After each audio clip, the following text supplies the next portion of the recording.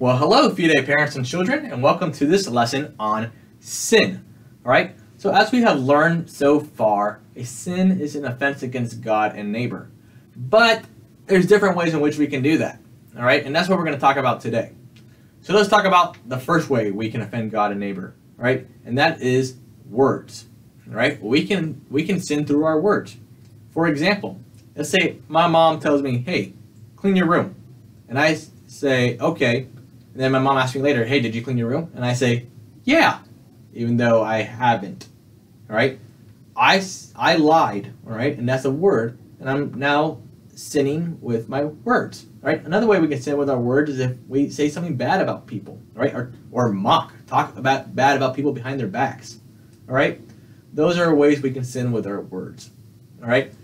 Now, the next way we can sin is with our thoughts. All right? And this can be a little confusing because, thoughts come into our minds all the time. A mean thought can come into our mind, even though we didn't want it to go in there. And that's not a sin, as long as we don't entertain it, all right? But there are times when we do think bad things about people. For example, let's say Jimmy's over there. I don't really like Jimmy, all right? And in my mind, I'm thinking, I really hope Jimmy falls over that basketball and hurts himself because he's just really annoying. And I just really want him to suffer for his annoyingness. All right, that would be a sin of thought because I entertained the thought and I put it into my mind on purpose. All right, so that's a sin in thoughts. Another way we can sin is with our actions. All right, our deeds. All right, so for example, this is the most obvious way we can sin. Right, I mean we can steal. All right, and that is stealing with our action. We can hurt people. We can punch someone without any good reason, without self-defense, and that's a sin of action.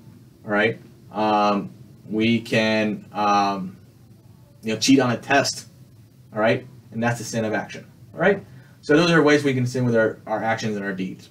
All right, and the last one is a sin of omission, which what that means is we don't do what we're supposed to do.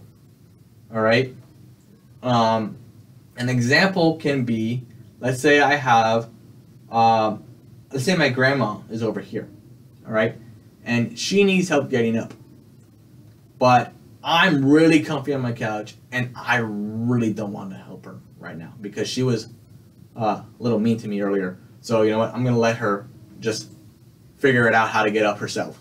All right. That's not good. All right. That's called the sin of omission. It's like not doing what we're supposed to be doing. All right.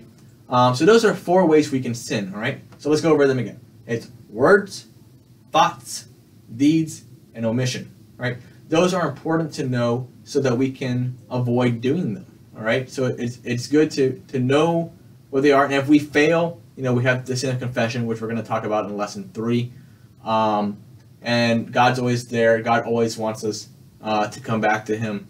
All right, so just know that and learn about the different ways we can sin so you can become aware of the ways in which you may be doing those sins and how you can improve on them.